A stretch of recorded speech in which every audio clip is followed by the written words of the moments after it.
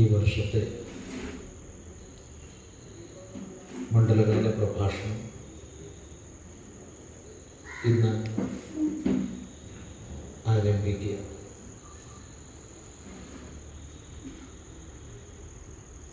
കേരളത്തിൽ പല സ്ഥലങ്ങളിലും വിവിധ ക്ഷേത്രങ്ങൾ കേന്ദ്രീകരിച്ച് മണ്ഡലകാല പ്രഭാഷണം 41 ദിവസവും നടക്കുന്നുണ്ടെങ്കിലും അതിലേറ്റവും എടുത്തു പറയേണ്ടുന്നത് നമ്മൾ അറിഞ്ഞിടത്തോളം ഇവിടെയും തലശ്ശേരി തിരുവങ്ങാട് ക്ഷേത്രത്തിലും മട്ടന്നൂർ മഹാദേവ ക്ഷേത്രത്തിലും ഈ മൂന്നെണ്ണമാണ്. എത്രയോ ദശകങ്ങളായിട്ട് 41 ദിവസം. അതിൽ മട്ടന്നൂർ ക്ഷേത്രം വളരെ അവിഹിതമായ രീതിയിൽ സർക്കാർ പിടിച്ചടക്കിയ ഒരു വർഷമാണ് നമ്മളിവിടെ ഒത്തുകൂടുന്നത്.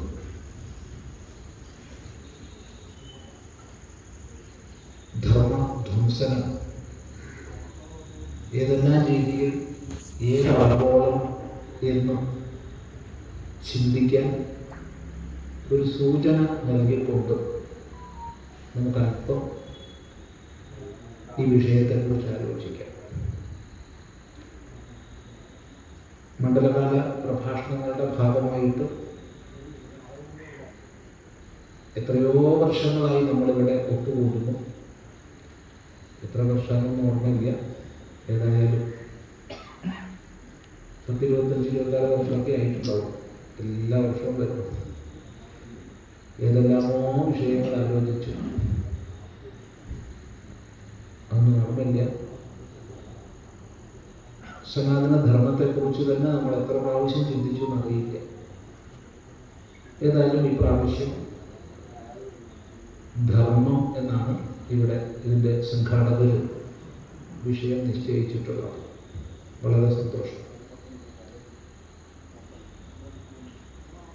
വളരെ പ്രസക്തമാണ്, നിത്യപ്രസക്തമായ വിഷയമാണ് ധർമ്മം എന്നുള്ളത്. എത്ര ചിന്തിച്ചാലും പറഞ്ഞ് ഉപസംഹരിക്കാനോട്ട് കഴിയുകയില്ല. ധർമ്മവ്യാഖ്യാനത്തിന് ശ്രമിച്ച അതിന് ലക്ഷോപരി ശ്ലോകങ്ങളൊക്കെ. എന്താണ് ധർമ്മമെന്ന് വ്യാഖ്യാനിക്കാൻ ശ്രമിച്ച ഭഗവാൻ വേദവ്യാസൻ ഒടുവിൽ ധർമ്മസ്യ തത്വം നിഹിതം ഗുഹായം എന്നാണ് നമ്മളോട് പറഞ്ഞത്. ധർമ്മത്തിൻ്റെ രഹസ്യം ഗുഹാഹിതമാണ്, അത്യന്ത ഗഹനമാണ്. അതിഗഹ്വരമായൊരു ഗുഹയിൽ ഒളിഞ്ഞു കിടക്കുന്നൊരു വസ്തു എപ്രകാരം ഒഴിവാക്കപ്പെടുന്നില്ലയോ, അതുപോലെ ധർമ്മത്തിൻ്റെ രഹസ്യം ഗുഹാഹിതമാണ്. മറ്റൊരർത്ഥം, ധർമ്മത്തിൻ്റെ അടിസ്ഥാനം സത്യസ്വരൂപമാണ്. ആ സത്യസ്വരൂപമാകുന്ന പരമാത്മാവാകട്ടെ ഗുഹാഹിതമാണ്. ഇങ്ങനെ 2 രീതിയിൽ ആ വാക്യത്തെ നമുക്ക് വ്യാഖ്യാനിക്കാം. അപ്പം നമ്മൾ എത്ര പ്രാവശ്യം പറഞ്ഞു വെച്ചാലും അത് കൂടുതലാവില്ല. പക്ഷെ നമ്മുടെ ചിന്തനത്തിന് ചെറിയൊരു കുഴപ്പമാണ്. എന്താ കുഴപ്പം വെച്ചാൽ, ഒരു പ്രാവശ്യം നമ്മൾ ഒരു ദിവസം ധർമ്മത്തെക്കുറിച്ച് ചിന്തിക്കാനിരുന്നു, അഥവാ 100 ദിവസം ധർമ്മത്തെക്കുറിച്ച് ചിന്തിക്കാനിരുന്നു, അല്ലെങ്കിൽ 365 ദിവസം ധർമ്മത്തെക്കുറിച്ച് ചിന്തിക്കാനിരുന്നു എങ്കിൽ ആവർത്തനമില്ലാതെ പുതിയ പുതിയ പുതിയ ആശയങ്ങൾ നമുക്ക് ചിന്തിക്കാം. പക്ഷെ ഒരു വർഷത്തിൽ ഒരിക്കൽ വീണ്ടും ഇരിക്കുമ്പോൾ ചിലപ്പോൾ പറഞ്ഞു തന്നെ വീണ്ടും പറയും. കാരണം തുടങ്ങണം. അപ്പൊ പലപ്പോഴും ആവർത്തനമായിരിക്കും പലതും. അതുകൊണ്ട് അല്പം ചില ആശയങ്ങൾ മാത്രം പറയാം. അനന്തരം നിങ്ങൾക്ക് എന്ത് സംശയങ്ങളുണ്ടെങ്കിലും ചോദിക്കാം. അറിയുന്നതാണെങ്കിൽ മറുപടി പറയും, അറിയില്ലെങ്കിൽ സുഖം, അറിയില്ല എന്ന് പറയും. അതുകൊണ്ട് കൂടുതൽ സമയം അത്തരം സംശയ നിവാരണത്തിന് നീക്കി വെക്കണം എന്ന് ആരംഭത്തിലേ പറയുക. ഇവിടുത്തെ മണ്ഡലകാല പ്രഭാഷണങ്ങളിൽ നമ്മൾ ഒത്തുകൂടുന്നത് 3 സന്ധ്യകളിലാണ്, ഇന്നും നാളെയും മറ്റന്നാളും. അതുകൊണ്ട് മടിക്കാതെ എന്തുണ്ടെങ്കിലും ചോദിക്കണം, അറിയുന്നതാണെങ്കിൽ പറയും. എന്താണ് ധർമ്മം? പലപ്പോഴും നമ്മൾ വളരെ തെറ്റിദ്ധരിക്കുന്ന ഒരു വിഷയമാണ്. ഭാരതത്തിൽ, വിശേഷിച്ച് മധ്യ ഉത്തര ഭാരതത്തിൽ നമ്മൾ ധർമ്മം എന്ന് പറയുമ്പോൾ സാമാന്യമായി സമാജം ഇംഗ്ലീഷ് ഭാഷയിൽ നമ്മൾ റിലിജിയൻ എന്ന് പറയുന്നതിന് തുല്യമായിട്ട് എന്തൊക്കെയാണ് മനസ്സിലാക്കുന്നത്. അങ്ങനെ വൈഷ്ണവ ധർമ്മം, ശൈവധർമ്മം,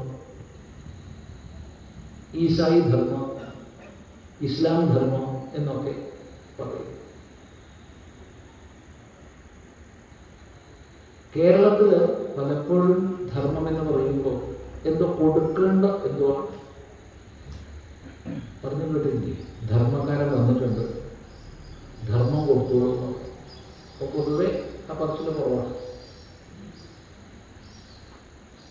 പൊതുവെ പറച്ചിലിന് കുറവാണ്. എങ്കിലും ഈ കൂട്ടത്തിൽ മുതിർന്നവർക്കൊക്കെ അറിയാം. നമ്മുടെ അമ്മ അല്ലെങ്കിൽ അച്ഛൻ വീട്ടിൽ ഒക്കെ ഈ സംഭാഷണം ധാരാളം നടന്നത് നമ്മൾ കേട്ടിട്ടുണ്ടാവും, അനുഭവിച്ചിട്ടുണ്ടാവും. ധർമ്മക്കാരൻ വന്നിട്ടുണ്ട്, ധർമ്മം കൊടുത്തോളൂ. എന്തോ കൊടുക്കേണ്ടുന്നതാണ്. അതായത് ഭിക്ഷ, ദാനം എന്നൊക്കെയുള്ള അർത്ഥത്തിൽ ധർമ്മശബ്ദത്തെ നമ്മൾ മനസ്സിലാക്കും. വാസ്തവത്തിൽ ഇതൊന്നുമല്ല ധർമ്മം. ഇതെല്ലാം ധർമ്മത്തിൽ അന്തർഭവിക്കുന്നതാണ്. ധർമ്മം എന്നുള്ള വലിയ ഒരു വിഷയത്തിൽ അന്തർഭവിക്കുന്നതാണ് ഈ പറഞ്ഞ റിലിജിയൻ എന്ന് നമ്മൾ പറയുന്നത്, അല്ലെങ്കിൽ ഭിക്ഷ എന്ന് പറയുന്നത്, ദാനം എന്ന് പറയുന്നതെന്നല്ല. ധർമ്മം എത്രയോ വിപുലമായ ഒരു ശബ്ദമാണത്, സംജ്ഞയാണ്. നമുക്ക് ആദ്യം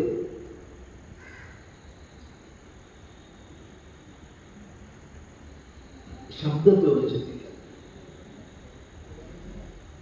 ശബ്ദത്തെ ചിന്തിച്ച് പതുക്കെ കൂടുതൽ വിചാരത്തിലേക്ക് കടക്കാം.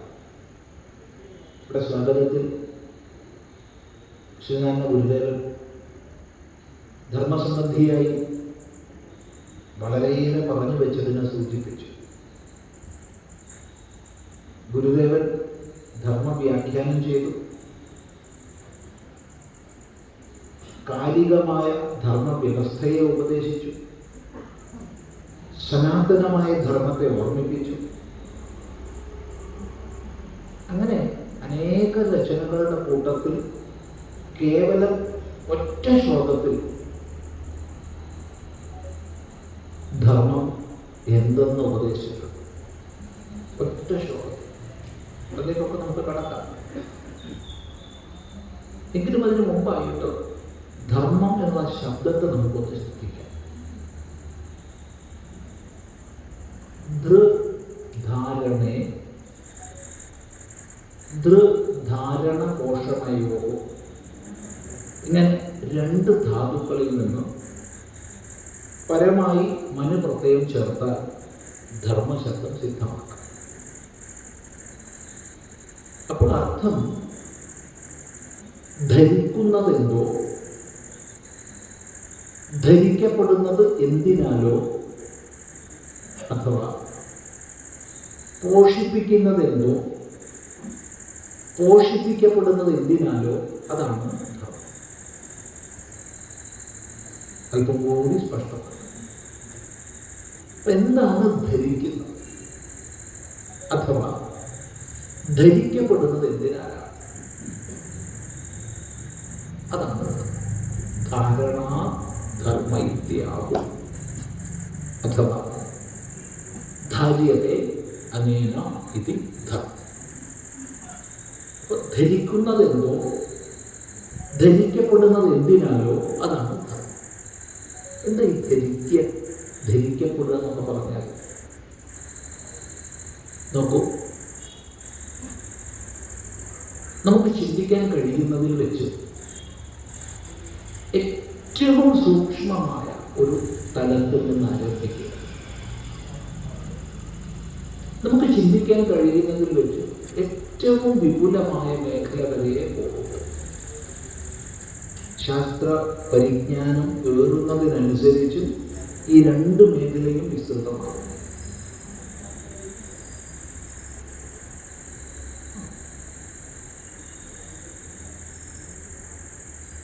ചെറുത് എന്ന് പറയുമ്പോൾ നമ്മുടെ കാഴ്ചപ്പാട് ഒരു 100-200 വർഷം മുമ്പുള്ള കാഴ്ചപ്പാടല്ല. 100 വർഷം മുമ്പ് ചെറുത് എന്ന് പറയുമ്പോഴുള്ള കാഴ്ചപ്പാടല്ല ഒരു 10-50 വർഷം.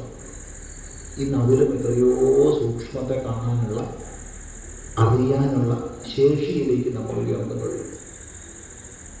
അത് ശാസ്ത്ര മികവ്.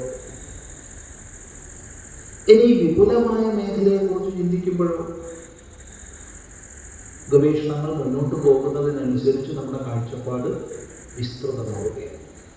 ഏത് കാലഘട്ടത്തിലായാലും കൊള്ളാം, 1000 വർഷം മുമ്പ് നിന്ന് ചിന്തിക്കുന്ന ആളായാലും കൊള്ളാം, ഇന്നിരുന്ന് ചിന്തിക്കുന്ന ആളായാലും കൊള്ളാം, ഇനി 1000 വർഷം കഴിഞ്ഞ് ചിന്തിക്കുന്ന ആളായാലും കൊള്ളാം. ഈ എല്ലാ സൂക്ഷ്മമായത് മുതൽ സ്ഥൂലമായത് വരെ, ആണവിക കണങ്ങൾ മുതൽ അനന്തകോടി ബ്രഹ്മാണ്ടങ്ങൾ അടങ്ങുന്ന പ്രപഞ്ചം വരെ സകലവും ഒരു നിയമിതമായ വ്യവസ്ഥയ്ക്കനുസരിച്ച് ധരിക്കപ്പെടുന്നു എന്ന് മനസ്സിലാക്കാൻ നമുക്ക് സാധിക്കും. ഒരു ആറ്റം നിലനിൽക്കുന്നത് എങ്ങനെയെന്ന് പരിശോധിക്കുമ്പോൾ ഒരു നിയമവ്യവസ്ഥയ്ക്ക് അത് വിധേയമാണെന്ന് മനസ്സിലാക്കും. അതിന് താഴേക്ക് സബറ്റോമിക് തലങ്ങളിലേക്ക് നമ്മൾ പോകുമ്പോൾ എങ്ങനെ അത് നിലനിൽക്കുന്നു എന്ന് പഠിക്കുമ്പോൾ ഒരു വ്യവസ്ഥയ്ക്ക് വിധേയമാണെന്ന് മനസ്സിലാവും. വ്യവസ്ഥ എന്നൊന്നില്ലെങ്കിൽ സയൻസ് ഉണ്ടാവില്ല, ടെക്നോളജി ഉണ്ടാവില്ല, എന്നല്ല ഫിലോസഫി ഉണ്ടാവില്ല. വ്യവസ്ഥയുള്ളത് കൊണ്ടാണ് വ്യവസ്ഥയെ വിശദീകരിക്കാൻ നമുക്ക് സാധിക്കുന്നത്, വ്യാഖ്യാനിക്കാൻ സാധിക്കുന്നത്. ഈ പ്രപഞ്ചത്തിൽ നിശ്ചിതമായൊരു വ്യവസ്ഥയുണ്ട്.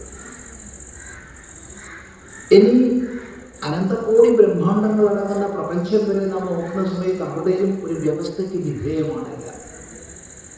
ഇത് പറയുന്ന സമയത്ത് വേദത്തിലെ ഒരു മന്ത്രമാണ് ഓർക്കുന്നത്. യജുർവേദീയമായ ഈശാവാസ്യ ഉപനിഷത്തിൽ യാഥാതഥ്യതോ അർത്ഥാൻ വ്യദധാത് എന്നൊരു മന്ത്രമാണ്. എന്നൊരു പറയാം, യാഥാതഥ്യതഃ അർത്ഥാൻ വ്യദധാത്. എങ്ങനെ വേണം അങ്ങനെ സകല അർത്ഥങ്ങളെയും സകല പദാർത്ഥങ്ങളെയും വിശേഷേണ ധരിച്ചിരിക്കുന്നു. ഒരു സൂക്ഷ്മാതിസൂക്ഷ്മമായ കണം മുതൽ സ്ഥൂലാതിസ്ഥൂലമായ പ്രപഞ്ചം വരെ അതിലടങ്ങിയ എല്ലാ ഘടകങ്ങളെയും എങ്ങനെയാണോ ധരിക്കേണ്ടത് അങ്ങനെ ധരിച്ചിരിക്കും. ആ നിയമത്തെ ലംഘിക്കാൻ ആർക്കും കഴിയില്ല.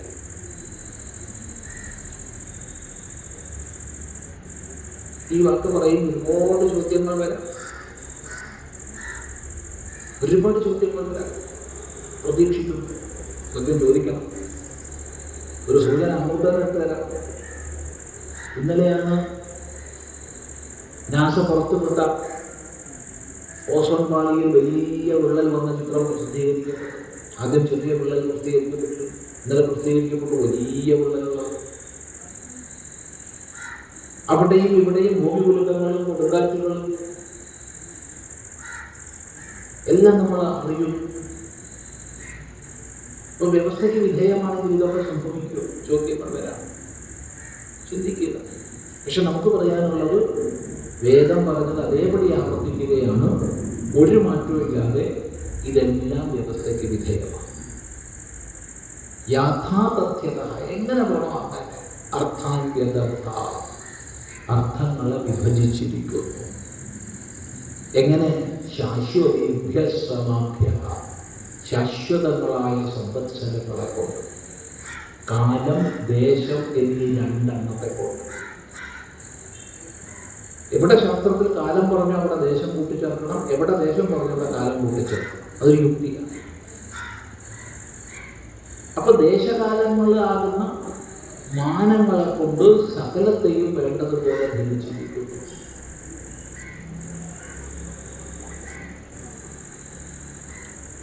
ഈ വ്യവസ്ഥയെ നമ്മെ ബോധിപ്പിക്കുന്ന നൂറുകണക്കിന് മന്ത്രങ്ങൾ.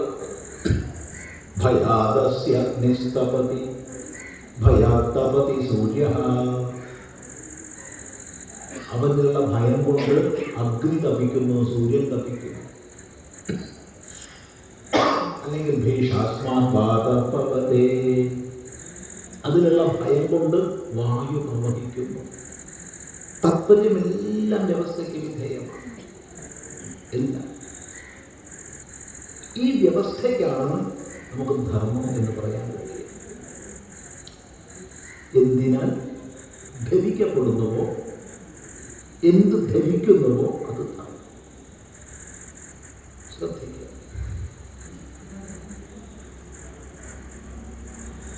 അങ്ങനെ ചിന്തിക്കുമ്പോൾ ഈ പ്രപഞ്ച താളമാണ് ധർമ്മം എന്ന് നമുക്ക് മനസ്സിലാക്കും. ഈ പ്രപഞ്ച താളമാണ് ധർമ്മം. ഒരു രണ്ടും കാണാത്തെ അത് ധരിക്കും. ഈ പ്രപഞ്ചത്തെ അഖിലവും ധരിക്കും. ഇങ്ങനെ സമ്പൂർണമായി എല്ലാത്തിനെയും ചേർത്ത് കോർത്ത് ധരിക്കുന്ന, ഒന്നായി ചേർത്ത് ധരിക്കുന്ന വ്യവസ്ഥയ്ക്ക് നമുക്ക് ധർമ്മം പോലെ.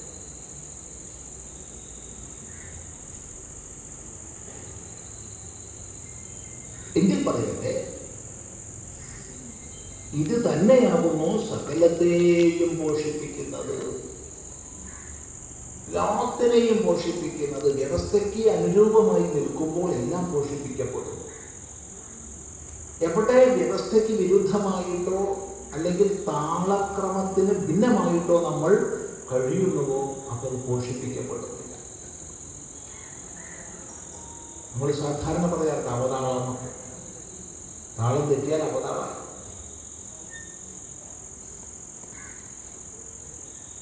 പോഷിപ്പിക്കപ്പെടുന്നു. അപ്പൊ എല്ലാം പോഷിപ്പിക്കപ്പെടുന്നു, എല്ലാം സംരക്ഷിക്കപ്പെടുന്നു, എല്ലാം നിലനിർത്തപ്പെടുന്നു. എന്തിനാലാണോ അതിന് പറയുന്ന പേരാണ് ധർമ്മം.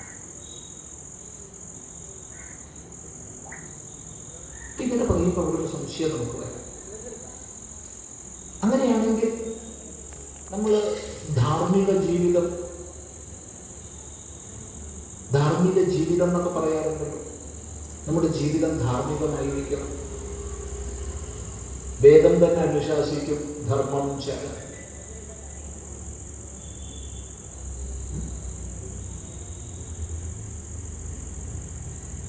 ധർമ്മം ചര, ധർമ്മം ആചരിക്കൂ. എന്താ അതിൻ്റെ അർത്ഥം? ഈ പ്രപഞ്ച വ്യവസ്ഥയാണ് അണു മുതൽ അനന്തകോടി ബ്രഹ്മാണ്ടങ്ങൾ വരെ എല്ലാത്തിനെയും നിലനിർത്തുന്ന വ്യവസ്ഥയാണ് ധർമ്മമെങ്കിൽ പിന്നെ ധാർമ്മിക ജീവിതം എന്നൊക്കെ പറയുന്നത് എന്തർത്ഥമാണുള്ളത്? ധർമ്മം ആചരിക്കൂ എന്ന് പറയുന്നതിന് എന്തർത്ഥമാണുള്ളത്? കാരണം ഈ പ്രപഞ്ചം മുഴുവൻ ചേർത്ത് പുറത്ത് ധരിക്കപ്പെടുമല്ലോ നിങ്ങൾ ആചരിച്ചാലും ഇല്ലെങ്കിലും. പിന്നെ എന്തിനാണ് ശാസ്ത്രം ധർമ്മം ചര എന്ന് പറയുന്നത്? മറുപടി, ഈ വ്യവസ്ഥയെ തിരിച്ചറിഞ്ഞ് അതിനനുസൃതമായി നമ്മുടെ ജീവിതത്തെ ചിട്ടപ്പെടുത്തുക.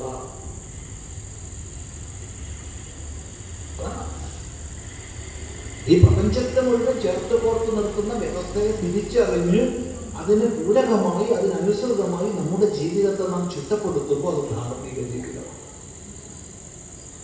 അത് ലംഘിക്കുമ്പോൾ നമ്മുടെ ജീവിതം അധാർമികമാണ്.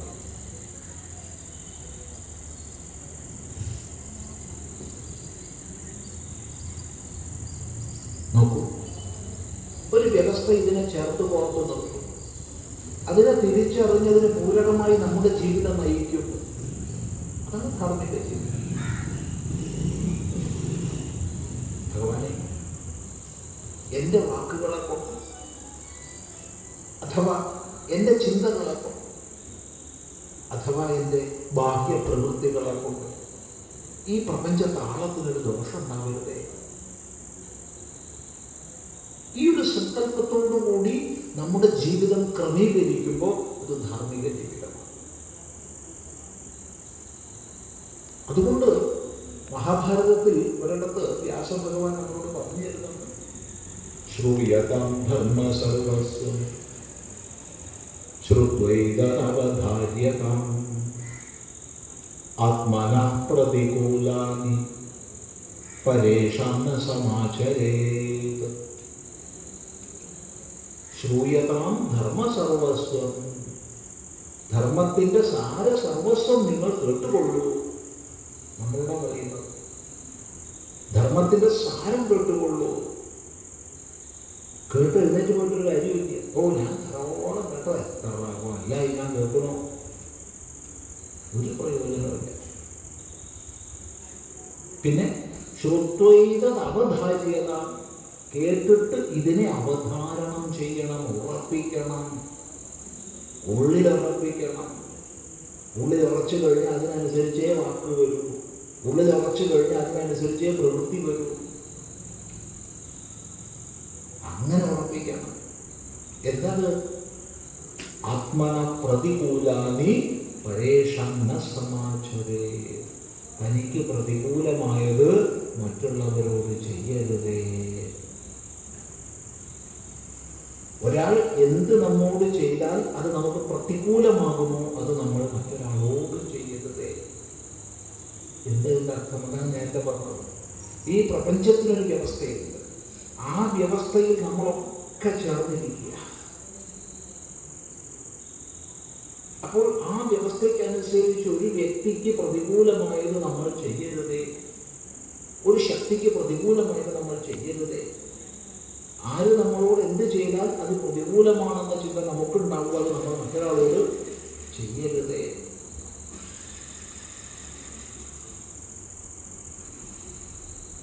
ഈ വിധം ജീവിതത്തെ ക്രമീകരിക്കുമ്പോൾ അത് ധാർമ്മിക ജീവിതം.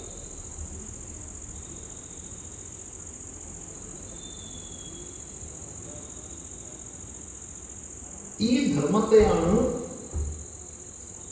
നമ്മൾ അറിഞ്ഞാചരിക്കേണ്ടത്. അതുകൊണ്ട് ശ്രീനാരായണ ഗുരുദേവൻ നമുക്ക് പറഞ്ഞു തന്നു, ധർമ്മയേവ പരം ദൈവം, ധർമ്മയേവ മഹാധനം, ധർമ്മ സർവത്ര വിജയീ ഭവതു ശ്രേയസേ നൃണാം.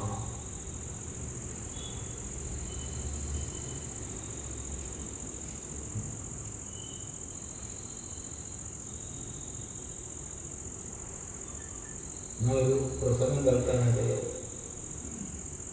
ചിരിച്ചു, കുറേ ചിരിക്കാൻ കുറേ കിട്ടി. ശ്രീനാരായണ ഗുരുദേവനെ പുകഴ്ത്താൻ വേണ്ടി ശങ്കരാചാര്യ കേൾക്കുക.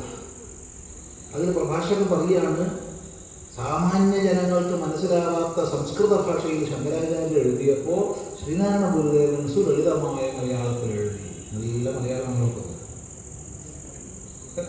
ധർമ്മയേവ പരം ദൈവം, ധർമ്മയേവ മഹാധനം, ധർമ്മ സർവത്ര വിജയീ ഭവതു ശ്രേയസേ നൃണാം. ഒറ്റ മലയാളത്തിൽ പറഞ്ഞു. ശുദ്ധ സംസ്കൃതം എഴുതുമ്പോൾ ശുദ്ധ സംസ്കൃതമാണ് എഴുതേണ്ടത്. ശുദ്ധ മലയാളം എഴുതുമ്പോഴോ ശുദ്ധ മലയാളം. ചിലപ്പോൾ തമിഴ് സ്വാധീനത്തിലൊരു അമിത ഭാവം വരും. കാരണം ആ ഒരു കാലഘട്ടത്തിലെ, പ്രത്യേകിച്ച് തെക്കൻ തിരുവിതാംകൂറിലെ ആ ഒരു ഭാഷാ വിശേഷങ്ങൾ. പക്ഷെ സംസ്കൃതം ശങ്കരാചാര്യ എഴുതിയ കാലത്തെ സംസ്കൃതവും ഇക്കാലത്തെ സംസ്കൃതവും ഗുരുദേവന്റെ സംസ്കൃതവും ഒക്കെ ഒരേ ശുദ്ധ സംസ്കൃതമാണ്. അതാണ് സംസ്കൃതത്തിൻ്റെ മഹിമ. അതിരിക്കട്ടെ, എന്താണ് ധർമ്മം പറയുന്നത്? ധർമ്മയേവ പരം ദൈവം. ധർമ്മമാണ് പരമമായ ദൈവം. വളരെ ശ്രദ്ധിക്കേണ്ടത് വാക്യമാണ്. ദൈവം എന്ന് പറയാതെ പരം എന്ന് വിശേഷിപ്പിച്ചു. പരമമായ, നിരതിശയമായ, താരതമ്യമില്ലാത്ത ദൈവം എന്താണെന്ന് ചോദിച്ചാൽ ഒറ്റ മറുപടിയുള്ളൂ, ധർമ്മമാണ് ദൈവം.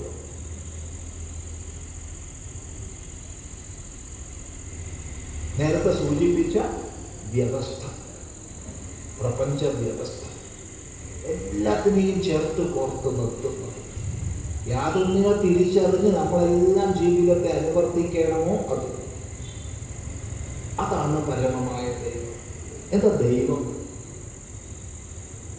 ദൈവം എന്ന് പറഞ്ഞാൽ പ്രകാശിക്കുന്നത്, പ്രകാശിപ്പിക്കുന്നത് എന്നൊക്കെ അർത്ഥം.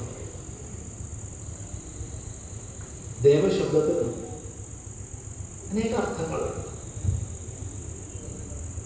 ദേവശബ്ദം തന്നെയാണ് ദൈവ എന്ന രൂപത്തെ പ്രാപിക്കുന്നത്. അതായത് ദേവശബ്ദത്തിൽ സംസ്കൃത വ്യാകരണത്തിലേക്ക് അധികം കടക്കുന്നില്ല, എങ്കിൽ തന്നെ സൂചിപ്പിക്കട്ടെ, സ്വാർത്ഥത്തിൽ വൃദ്ധി വന്നാൽ ദൈവമായി മാറും. ദേവ എന്നുള്ളതിൽ സ്വാർത്ഥത്തിൽ അണു വന്നാൽ ദൈവമാകും. അപ്പോ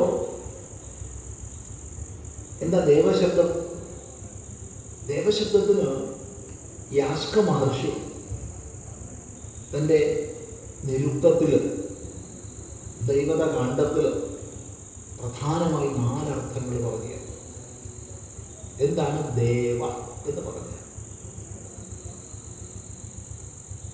ദ്യോതനാദുവ, ദീപനാദുവ, ദാനാദുവ, ദിവിഭവോവ ദേവ. ദ്യോതനാദുവ, ദ്യോതിക്കുന്നത് കൊണ്ട്, പ്രകാശിക്കുന്നത് കൊണ്ട്, അല്ലെങ്കിൽ ദീപനാദുവ, പ്രകാശിപ്പിക്കുന്നത് കൊണ്ട്, അല്ലെങ്കിൽ ദാനാദുവ, ദാനം നൽകുന്നത് കൊണ്ട്, അല്ലെങ്കിൽ ദിവിഭവോവ, ദ്യോവിൽ വസിക്കുന്നത് കൊണ്ട്, ആകാശത്തിൽ വസിക്കുന്നത് കൊണ്ട്.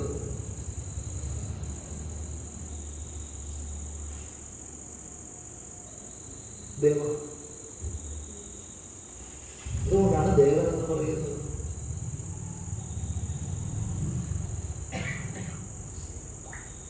എന്താ അർത്ഥം? പ്രകാശിക്കുന്നത്, സ്വപ്രകാശരൂപമായത്, സ്വയമേവ പ്രകാശിക്കുന്നത്. എന്താണോ സ്വയമേവ പ്രകാശിക്കുന്നത്, ഉണ്ട് ഉണ്ട് ഉണ്ട് എന്ന് സ്വയമേവ പ്രകാശിക്കുന്നതെന്തോ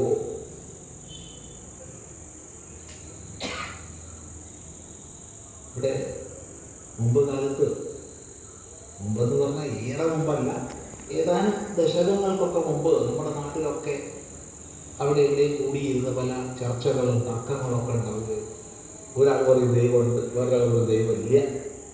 അപ്പം അങ്ങനത്തെ ഒന്നും കാണുന്നു കേൾക്കണമൊന്നുമില്ല.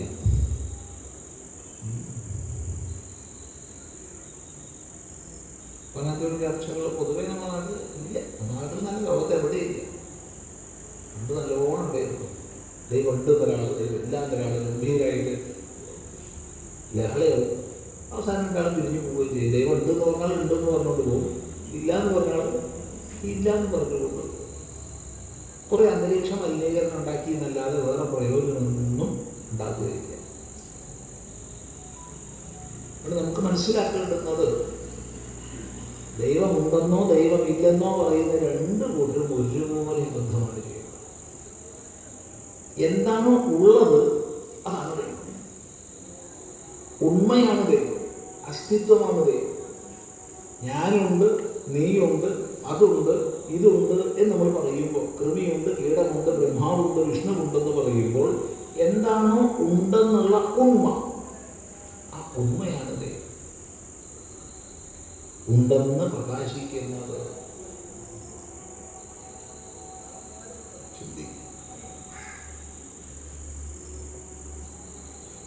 പ്രകാശിക്കുന്നത് പോരാ, പ്രകാശിപ്പിക്കുന്നത് സകലത്തെയും പ്രകാശിപ്പിക്കുന്നു, സകല പ്രപഞ്ചത്തെയും. ഉപനിഷത്തിൽ ആവർത്തിക്കുന്നൊരു മന്ത്രമുണ്ട്, തസ്യ ഭാഷ സർവമിതം വിഭാതി തമേവ ബന്ധമനുഭാതി സർവം. പ്രകാശിക്കുന്ന അതിനെ സകലവും അനുപ്രകാശിക്കുന്നു. അതിൻ്റെ പ്രകാശത്താൽ എല്ലാം വിസ്പഷ്ടം പ്രകാശിക്കുന്നു. എല്ലാത്തിനെയും പ്രകാശിപ്പിക്കുന്നത് ചിന്തയ്ക്ക് വിട്ടുതരികയാണ്. ഉപനിഷത്തിൽ ആവർത്തിക്കുന്ന ഒരു മന്ത്രം പോരാ, എത്ര പറഞ്ഞാൽ പോരാ. ഉപനിഷത്ത് പോലെ തന്നെ സംഹിതയിലും ആവർത്തിക്കുന്ന ഒരു മന്ത്രമുണ്ട്, വളരെ ശ്രദ്ധേയമാണ്. ഒരു ചോദ്യം ഉന്നയിക്കുകയാണ് നമ്മളോട്. വേദ സംഹിതയിലുള്ള മന്ത്രാട്ടോ, ഇത് ഉപനിഷത്തിലും വരുന്നുണ്ട്. ഏന സൂര്യസ്തപതി തേജസിദ്ധ. മറുപടി അവിടെ തന്നെ ഉണ്ട്, ഞാൻ വേദവിൻ മനുതേ തമ്പൃതം. ഏന സൂര്യസ്തപതി തേജസിദ്ധ. യാതൊരുവനാൽ ജ്വലിപ്പിക്കപ്പെട്ടിട്ടാണോ സൂര്യൻ തപിക്കുന്നത്, പ്രകാശിക്കുന്നത്. ചിലർ പറയും ഇതൊക്കെ പഴയ കാലത്തെ വിഡ്ഢിത്തം, ഇപ്പോഴും ഈ ചിദാനന്ദപുരസ്വാമിക്ക് ഇരുന്ന് പറയാൻ നാണല്ലേ? ഇന്ന് നമുക്കറിയാം സൂര്യൻ എന്താ നടക്കുന്നത്, എങ്ങനെയാണ് സൂര്യൻ പ്രകാശിക്കുന്നത് എന്നൊക്കെ നമുക്കറിയാം. ഇന്നത്തെ ശാസ്ത്രം അതെല്ലാം കണ്ടെത്തിയിട്ടുണ്ട് എന്ന് നമ്മൾ ചിലപ്പോൾ അഭിമാനിച്ചേക്കാം. എന്ത് കണ്ടെത്തിയാലും കൊള്ളാം, ഇല്ലെങ്കിലും കൊള്ളാം, വേദമന്ത്രത്തിനൊരു മാറ്റവും ഇല്ല. അവിടെ ചോദിക്കുന്നത് യാതൊരു പ്രക്രിയയാൽ, യാതൊരു പ്രതിഭാസത്താൽ, യാതൊരു ശക്തിവിശേഷത്താൽ സൂര്യൻ തപിക്കുന്നു. തപിക്കുന്നു എന്ന് പറയുമ്പോൾ സ്വയം തപിക്കില്ല, ഒരു പ്രക്രിയ അവിടെ നടക്കും. വിളക്ക് ജ്വലിക്കുന്നു എന്നൊക്കെ പറയും. വിളക്കാണോ ജ്വലിക്കുന്നതല്ല, പിന്നെ എന്തായിരിക്കുന്നത്? തിരിയാണോ ജ്വലിക്കുന്നത്? അല്ല, തിരിയിലൂടെ എണ്ണ വന്നിട്ട് ആ എണ്ണയാണ് ജ്വലിക്കുന്നത്. ആകട്ടെ തിരിയും എണ്ണയും വിളക്കും എല്ലാം ചേർന്ന് ജ്വലിക്കുകയാണ്. അത് സ്വയം ജ്വലിക്കുകയാണ്. അത് ഞാൻ ഈ കൊളുത്തി ജ്വലിക്കുന്നു. അത് സാധാരണ നിലവാരത്തിൽ പറഞ്ഞാൽ ശരിയാണ്. പക്ഷെ സൂക്ഷ്മ വിചാരത്തിൽ ശരിയാണോ? അല്ല. അവിടെ അത്ഭുതകരമായ പ്രതിഭാസം നടന്നിട്ടാണ് അവിടെ താപവും പ്രകാശവുമായ ഊർജ രൂപങ്ങൾ പ്രകടമാകും. അതിന് പിന്നിൽ വലിയൊരു പ്രക്രിയ. ആ പ്രക്രിയയെ അതിന്റെ ശാസ്ത്രമനുസരിച്ച് നമ്മൾ അപഗ്രഥിക്കണം. നമുക്ക് നിസ്സാരമായി കാണാൻ കഴിയും.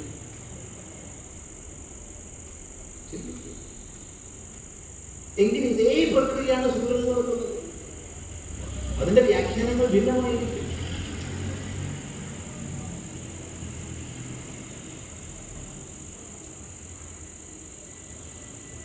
അപ്പോ യാതൊരു ചൈതന്യ സ്രോതസ്സിനാലാണോ, യാതൊരു അധിനിയമത്താലാണോ സൂര്യൻ പ്രകാശിപ്പിക്കപ്പെടുന്നത്? ആ ബൃഹത് സ്വരൂപനെ വേദം അറിയാത്ത ആൾക്ക് അറിയില്ല എന്നാണ് പറയണം. വേദം അറിഞ്ഞ ആൾക്കേ അത് അറിയുള്ളൂ. വേദം അറിയാന്ന് പറഞ്ഞാൽ കുറെ മന്ത്രങ്ങൾ ഇങ്ങനെ ഇരുന്ന് പഠിക്കുകയല്ല. സൂക്ഷ്മജ്ഞാനം, ആ സൂക്ഷ്മജ്ഞാനത്തിലേക്ക് ഉയർന്ന ആൾക്കേ അത് അറിയുള്ളൂ എന്ന് വേദം പ്രഖ്യാപിക്കുക. അപ്പൊ ഉണ്മ സകലത്തെയും പ്രകാശിപ്പിക്കുന്നത്. ഞാനും നീയും അവനും അവളും അതും ഇതും ഉണ്ടെന്ന് പ്രകാശിപ്പിക്കപ്പെടുന്നത് എന്തിനാലോ അതാണ് ദേവ. ദീപനാതുവ. 3 ദാനാതുവ. ദാനം കൊണ്ടും. എല്ലാത്തിനും എല്ലാ മഹിമയും എവിടെ നിന്നാണ് സിദ്ധമാകുന്നത്? ആവർത്തിക്കുന്നു, അഗ്നിക്ക് ഉഷ്ണത എവിടുന്നു? വായുവിന് പ്രവാഹ ഗുണം എവിടുന്നു? ജലത്തിന് ദ്രവത്വം എവിടുന്നു?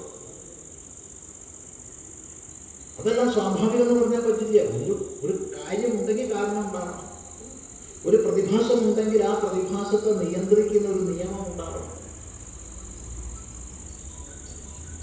ആ നിയമത്തെ നിഷേധിക്കാൻ ചിലപ്പോൾ നമ്മൾ ശാസ്ത്രത്തെ അംഗീകരിക്കേണ്ട ആവശ്യമില്ല. ശാസ്ത്രം സൂക്ഷ്മമായ നിയമത്തെയാണല്ലോ അപഗ്രഥിച്ച് പഠിക്കുന്നത്. ആ പഠനം കൂടുതൽ സൂക്ഷ്മ മേഖലയിലേക്ക് പോകുമ്പോഴാണല്ലോ ശാസ്ത്രം പല പല ശാഖകളായി പിരിയുന്നത്.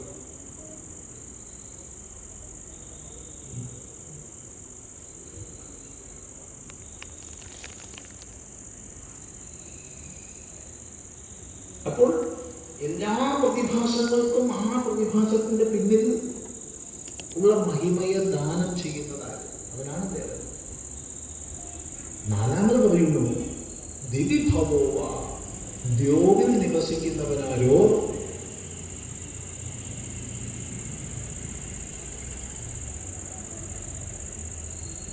ദ്യോവിൽ നിവസിക്കുന്നവനാരോ അവൻ ദേവൻ.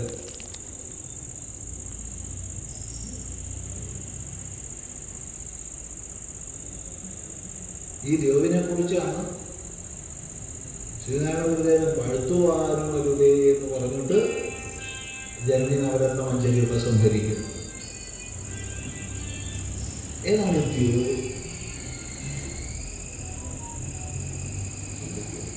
ആകാശം. അപ്പൊ ആകാശത്തിൽ നിവസിക്കുന്നവനാണ് ദേവൻ. സംശയം ഏതാ പറഞ്ഞു? ഉപനിഷത്തിൽ മന്ത്രം നമ്മളോട് വ്യക്തമായി പറഞ്ഞു തരും. അസ്മിൻ ബ്രഹ്മപുരേ ദഹരം വേശ്മ പുണ്ടരീകം തസ്മിൻ യദന്ത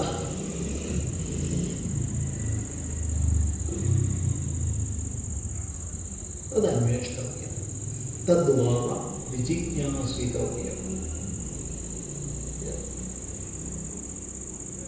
അപ്പൊ അസ്മിൻ ദഹരേ, അസ്മിൻ ബ്രഹ്മപുരേ ദഹര പുണ്ടരീകം വേശ്മ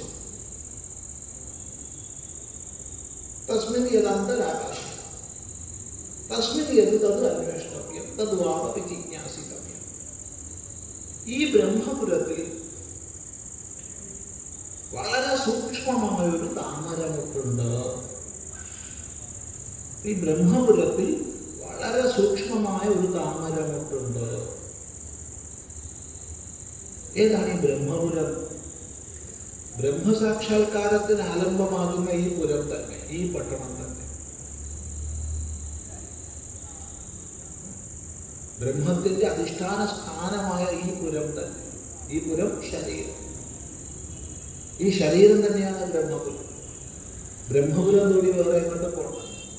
എവിടെയാ ബ്രഹ്മപുരം? അങ്ങോട്ട് എങ്ങോട്ടാ ഏരിയ പോകേണ്ടതെന്നൊന്നും ആലോചിക്കണ്ട. ഈ ശരീരം തന്നെയാണ് ബ്രഹ്മപുരം. പുരത്തിൽ പട്ടണത്തിൽ എന്തൊക്കെ ഉണ്ടോ അതൊക്കെ പുരത്തിൽ. ഭഗവാൻ ഭാഷ്യകാരൻ ശങ്കരാചാര്യ പറഞ്ഞു തരും. പുരസാധർമ്യം ശരീരം പുരം. പുരത്തോടുള്ള സാധർമ്യം കൊണ്ട് ശരീരം പുരമാണ്. എന്തൊക്കെയാ ഒരു പട്ടണത്തിൽ വേണ്ടത്? അതൊക്കെ ഇവിടെ ഉണ്ട്. ഇപ്പൊ നമ്മൾ ഇത്ര വലിയ പട്ടണത്തിൽ പോയാലും അവിടെ എന്തൊക്കെ ഉണ്ട് അതൊക്കെ ഇതിനുള്ളിലുണ്ട്. ഇനി എന്തൊക്കെ കണ്ടെത്താൻ ഇരിക്കുന്നു ഇതിനുള്ളിലുള്ളത് എന്തൊക്കെയാണ്? നമ്മൾ വിചാരിക്കുന്നത് നമ്മളിപ്പോൾ അതൊക്കെ മനസ്സിലായി കഴിഞ്ഞു. ഏതെങ്കിലും ഒരു ശാസ്ത്രമേഖലയിൽ പഠിച്ചു തുടങ്ങിക്കഴിഞ്ഞാൽ നമ്മളെല്ലാം മനസ്സിലാക്കിയെന്നാണ് വിചാരിക്കുക. അത് ആഴത്തിൽ പോകുമ്പോഴാണ് മനസ്സിലാവുക, അയ്യോ ഞാൻ വളരെ കുറച്ചേ മനസ്സിലാക്കിയിട്ടുള്ളൂ. അതെല്ലാം എന്തെങ്കിലും അങ്ങനെ തന്നെ. ഈ ഡാൻസ് പഠിച്ചു തുടങ്ങുമ്പോൾ നമ്മൾ ഈ ഡാൻസിനെല്ലാം ഞാൻ മനസ്സിലാക്കിയിരുന്നു, നൃത്തത്തിൻ്റെ എല്ലാം മനസ്സിലാക്കിയെന്നാണ് വിചാരിക്കുന്നത്. ഒരു 4 മാസം പഠിക്കുമ്പോഴത്തേക്ക് നൃത്ത അധ്യാപകനാകണം. പക്ഷെ പഠിക്കുന്തോറും സംഗീതമായാലും നമ്മൾ ഓരം കണ്ടിട്ടില്ല എന്ന് മനസ്സിലാവും. വേഗമായാലും ഇത് ഏത് മേഖലയിലുമാണ്. പുതിയ ഈ കായികാഭ്യാസങ്ങളൊക്കെ പഠിക്കുന്നവർ ഒരു 5-6 മാസം പഠിച്ചാൽ ഞാൻ പൂർണ്ണമായി എന്ന് ഞാൻ വിചാരിക്കുന്നു. പക്ഷെ പിന്നെ കൂടുതൽ പഠിക്കുമ്പോഴാണ് മനസ്സിലാവുന്നത് ഇനി എത്രയോ കിടക്കുന്നു. ഇത് പറയാൻ താല്പര്യം, ഏതൊരു വിജ്ഞാനീയ ശാഖയിലും പ്രവേശിക്കുമ്പോൾ നമ്മൾ വിചാരിക്കാൻ മനസ്സിലാക്കി. പക്ഷേ കൂടുതൽ മനസ്സിലാക്കുമ്പോൾ അത്ഭുതം വർദ്ധിക്കുക ചെയ്യും. ആ രീതിയിൽ നമ്മൾ ഈ ശരീരത്തെ ഒന്ന് നോക്കും. എന്തൊരു അത്യത്ഭുതകരമായ നിർമ്മാണമാണിത്! എന്തൊരു മഹത്വം! വൈദ്യുതി വ്യവസ്ഥയായാലും കൊള്ളാം, ഈ ആശയവിനിമയത്തിൻ്റെ വ്യവസ്ഥയായാലും കൊള്ളാം, എല്ലാം ഇതിനുള്ളിൽ എല്ലാം പറയുന്നത് വിനിമയമാണ്, ദ്രവ്യവിനിമയമാണ്. അത്യത്ഭുതങ്ങൾ മഹാത്ഭുതങ്ങൾ പറയുന്നത്. അത് ശ്രദ്ധിക്കുന്നതോറും പഠിക്കുന്നതോറും നമ്മൾ അത്ഭുതപ്പെടും. പഠിക്കുമ്പോൾ ഒരു നമ്മൾ വളരെ ചിന്തിപ്പിച്ചൊരു ദൃഷ്ടാന്തം നിങ്ങളോട് പങ്കുവയ്ക്കാം. കഴിഞ്ഞതിന് മുമ്പത്തെ വർഷം, അതായത് കഴിഞ്ഞതിന് മുമ്പത്തെ വർഷം എന്ന് പറഞ്ഞാൽ ഇപ്പോൾ ഒരു 1.25 വർഷം വലിയ കാലധാരണ ഇല്ലാതെ പോയിപ്പോൾ ഈ കോവിഡ് വന്നതിന് ശേഷം. അപ്പോൾ 2018 കാലത്താണ്, 18-17 കാലത്ത് ഒരു സ്ഥലത്ത് നമ്മൾ ആശ്രമത്തിൽ ആണുള്ളത്. അവിടെ ഒരു കുടുംബം വന്നു. വളരെ ചുരുക്കുള്ളൊരു മോൾ. അവൾ വന്ന് അച്ഛനമ്മയും പറഞ്ഞിട്ടൊന്നുമില്ല, വന്ന് നമസ്കരിച്ച് വലിയൊരു പരിചയം പോലെയൊക്കെ ലോചൊക്കെ നടിച്ച് എന്നോട് ചേർന്ന് കളിക്കുകയും ഒക്കെ ആയിട്ട് ചെയ്യും. ഞാൻ കുട്ടിയുടെ കുറെ കളിച്ചു. ആ കുട്ടിയെ കുറിച്ച് ആ കുട്ടിയുടെ മുത്തശ്ശൻ അച്ഛൻ പറയുക, വളരെ മൈനർ എന്നും മേജർ എന്നും ഒക്കെ വേർതിരിച്ച് പറയാവുന്ന തരം സർജറികൾ 24 ആ കുട്ടിക്ക് കഴിയും. ജനിച്ചപ്പോൾ മലദ്വാരം മൂത്രദ്വാരം ഒന്നുമില്ലാത്ത ഒരു കുട്ടിയാണ്. ഒന്നൊന്നായി സർജറി ചെയ്ത്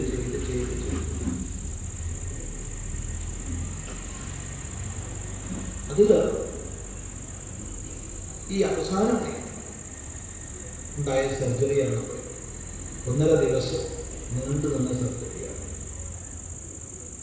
ലോകത്തിൻ്റെ വിവിധ രാജ്യങ്ങളിലെ പ്രഗത്ഭന്മാരും ഓൺലൈനിലൂടെ ബന്ധപ്പെട്ട് ചർച്ച ചെയ്ത് തീരുമാനിച്ച സർജറിയാണ്. എൻ്റെ ഡോക്ടർ വലിയ ഫീസാണ് മേടിച്ചത്, 1 രൂപ.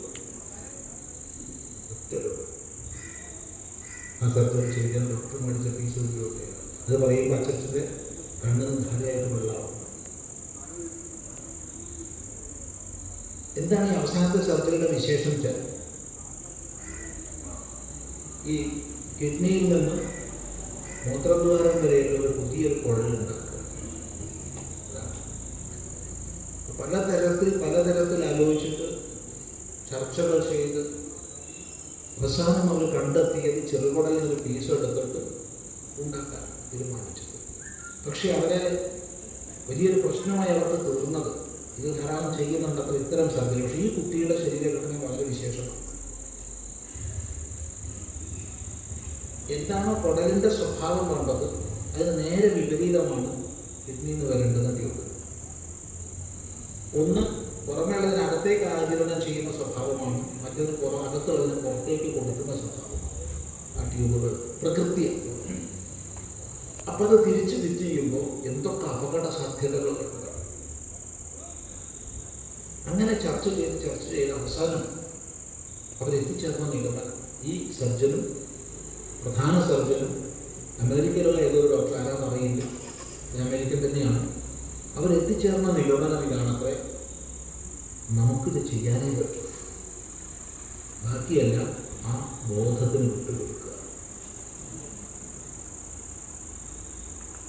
അങ്ങനെ ഇതിൻ്റെ ഗൗരവമെല്ലാം രക്ഷിതാക്കളൊക്കെ പറഞ്ഞ് മനസ്സിലാക്കി കൊടുത്ത് സർജറി ചെയ്തു. അവർ ഭയപ്പെട്ടതുപോലെ ഏതാനും മിനിറ്റുകളെ കൊണ്ട് തന്നെ കുട്ടിയുടെ ദേഹം നീലവർണ്ണമായി. അതിനുള്ള പ്രക്രിയകൾ തുടങ്ങി. 2 ദിവസം, 3 ദിവസം, 4 ദിവസം, 5 ദിവസം, ഒരാഴ്ച കൊണ്ട് ഒരു പ്രശ്നമില്ലാത്ത അവസ്ഥയിലേക്ക് മാറി.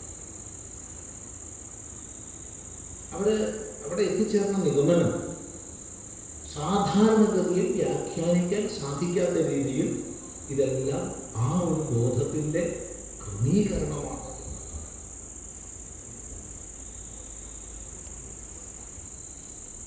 ചിന്തിക്കുക. അപ്പം നമുക്ക് നിസ്സാരമെന്ന് തോന്നുന്ന ഒരു വിഷയം ഇപ്പം ഈ വാക്കുകൂടെ പറയുന്നു, ഇതിന് പിന്നെ എന്തെല്ലാം പ്രക്രിയകൾ, എന്തെല്ലാം നമ്മൾ ചിരിക്കുന്നത്, കരയുന്നത്, എത്ര അത്ഭുതകരമായ കോടിക്കണക്കിന് കോടിക്കണക്കിന് കോശങ്ങളുടെയും കോശസംഘാതങ്ങളുടെയും ഒന്നിച്ചുള്ള പ്രവർത്തനം, അവയെ വേണ്ടതുപോലെ ക്രമീകരിച്ച് ഒന്നിച്ച് സഞ്ചാരണം ചെയ്യുന്നൊരു വ്യവസ്ഥ. എന്തൊരു അത്ഭുതം! ഇത്ര അത്ഭുതകരമായ ഒരു പുരമാണ്. അതുകൊണ്ട് പുര സാമാന്യ സാധർമ്മ്യ ശരീരം പോലെ ദ്വാരപാലകന്മാരുണ്ട്, എല്ലാം. നമ്മളിപ്പോൾ സാധാരണ ഉണ്ടാക്കണ കെടുക്കങ്ങളിലൊക്കെ തന്നെ എന്താ പറയേണ്ടത്, ചിലപ്പോൾ ഇലക്ട്രിക് ലൈനൊക്കെ കത്തിപ്പോവുക, അല്ലെങ്കിൽ ഇനിയിപ്പോൾ ഫ്യൂസൊക്കെ കത്തിപ്പോവുക, പുതിയ MCB സിസ്റ്റമൊക്കെ ആണെങ്കിൽ അത് ഓഫായി കഴിഞ്ഞാൽ പിന്നെ നമ്മൾ പോയിട്ട് ഓണാക്കി കൊടുത്തപ്പോൾ അതൊന്നും വേണ്ട, നമുക്ക് സിസ്റ്റം താനേ ഉള്ളിൽ തന്നെ ഓഫാവുക, കുറച്ച് കഴിഞ്ഞാൽ ഓണാവുക. അത്ഭുതം.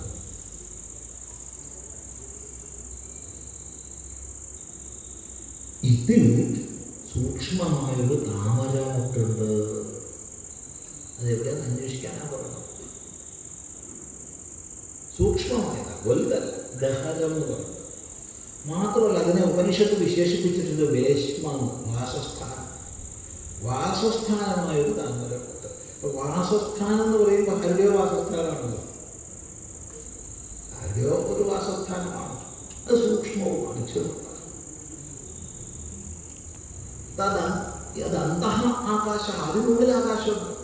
ഈ താമരമുട്ടിനുള്ളിൽ ഒരു സൂക്ഷ്മമായ ആകാശം, അതിനെ ദഹര എന്ന് പറയുന്നു, അതിസൂക്ഷ്മമായ ആകാശം. തസ്മിൻ യത്, അതിനുള്ളിൽ എന്താണുള്ളത്? ഉപനിഷത്ത് പറഞ്ഞു തരുന്നില്ല എന്താണ്, നമ്മളോട് പറയുകയാണ് തദന്വേഷ്ടവ്യം, അത് അന്വേഷിക്കപ്പെടേണ്ടതാണ്. അന്വേഷിച്ചോളൂ. പണി നമുക്ക് തന്നിരിക്കുക. പൊതുവെ നമുക്ക് പണിയില്ല എന്നാണല്ലോ പറയുക, ഒരു പണി നമുക്ക് തന്നിരിക്കുക. മലയാളത്തിലിപ്പോൾ ഒരു പുതിയ ശൈലിയുണ്ട്, പണി കൊടുത്തു എന്നൊക്കെ. അങ്ങനെ പറഞ്ഞു, ഞാൻ ഒരു പണി കൊടുത്തു എന്നൊക്കെ പറയാം. ഉപനിഷത്ത് നമുക്കൊരു പണി തന്നിരിക്കുക. അത് അന്വേഷിക്കവ്യം, അത് അന്വേഷിക്കപ്പെടേണ്ടതാണ്. തദ്വാവ വിജിജ്ഞാസിതവ്യം, അതെന്താണെന്ന് വിശേഷേണ അറിയാൻ ഇച്ഛിക്കപ്പെടേണ്ടതാണ്. ആ ആകാശത്തിൽ നിവസിക്കുന്നത് എന്തോ ദേവൻ.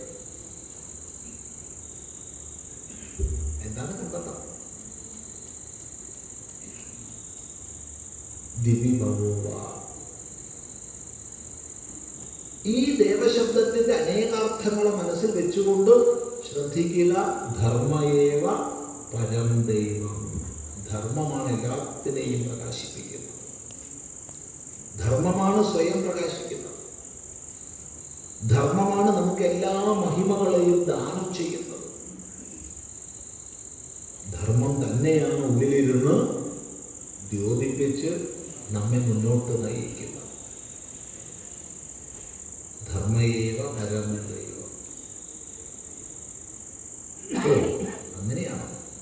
അങ്ങനെയാണെങ്കിൽ നമ്മൾ പ്രത്യേകിച്ച് ശ്രദ്ധിക്കൊന്നും പാടുള്ളൂ. അതങ്ങനൊക്കെ ഇരുന്ന് വേണ്ടതൊക്കെ ചെയ്തോളൂല്ലോ. പിന്നെ ശ്രീനാരായണ ഗുരുദേവൻ എന്തിനാ പകരം എഴുതുന്നത്? തന്നെ പറഞ്ഞിരുന്നു, ധർമ്മയേവ മഹാധനം. അത് മഹാധനമാണ്. മഹാധനമാണ് ധർമ്മം. ധനമാണെന്ന് കേട്ടാൽ നമുക്കൊക്കെ നേടണം നിർത്താം. നേടേണ്ടതാണ്. ധനമാണെന്ന് പറഞ്ഞു കഴിഞ്ഞാൽ നേടണം. മഹാധനം ചെറിയ ധനമൊന്നുമല്ല. ജീവിതത്തിൽ നമ്മൾക്ക് ധനികരാവണമോ? ധനം വേണം. ധനമുള്ളവനെ ധനികനാവണം. ധനികനാവണം നമുക്കൊക്കെ ആഗ്രഹമുണ്ട്. ധനികനാവണം എങ്കിൽ ധനം വേണം. എന്താ ധനം? ധർമ്മമാണ്. ധർമ്മത്തെ ആർജിക്കൂ. അപ്പം ധനം നേടണമെന്ന് പറഞ്ഞാൽ നേടാനുള്ള വഴികളിലൂടെ നമ്മൾ കടന്നു പോകണം. ഏതെല്ലാം വഴികളിലൂടെ പോയാലാണോ ധനത്തെ നേടാൻ കഴിയുന്നത് വേണം. ധനികരാവണം. നമ്മൾ ആരും ദരിദ്രരാകരുത്. എല്ലാവരും ധനികരാകും. ധർമ്മമാണ് മഹാധനത്തെ തരുന്നത്. നോക്കൂ, ഇന്നലെ ഞാൻ കുറച്ച് യുവാക്കളോട് സംസാരിക്കുക.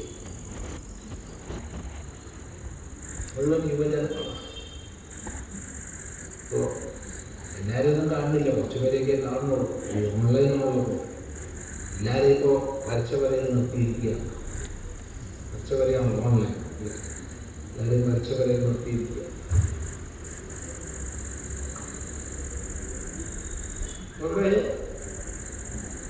അവിടെ ചർച്ച ചെയ്യുന്ന വിഷയം സക്സസ് മന്ത്ര എന്നാണ്.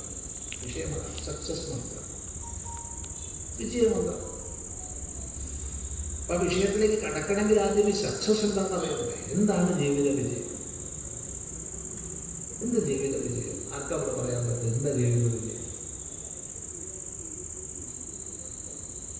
എന്താണ് നമ്മുടെ കാഴ്ചപ്പാട്, ജീവിതത്തെ കുറിച്ചുള്ള ലക്ഷ്യം?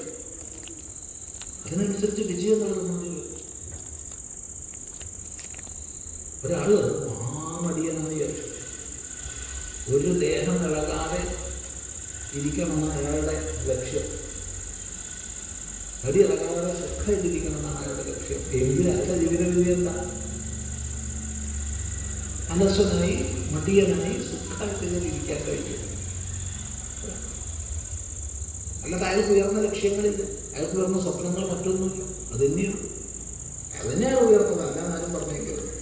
അയാൾ കാണാണെന്ന് പറഞ്ഞേക്കരുത്. ഇതാണത് ഉയർന്നതൊക്കെ ആപേക്ഷിക്കാം.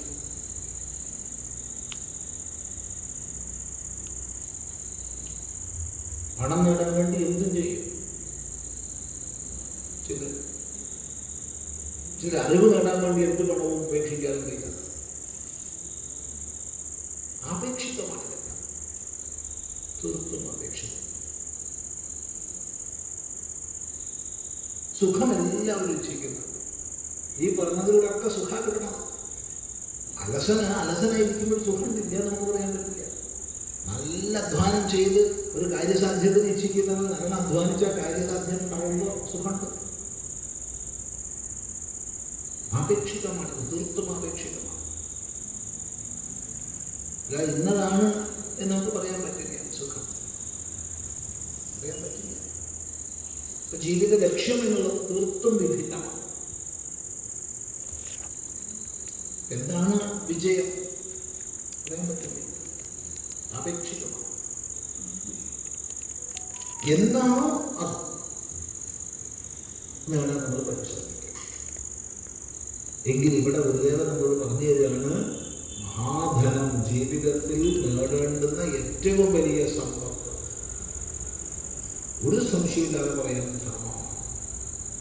ഇത് പറയാൻ കാരണം, അടിസ്ഥാനപരമായ കാരണം, നമ്മളെല്ലാവരും മനുഷ്യരാണ്.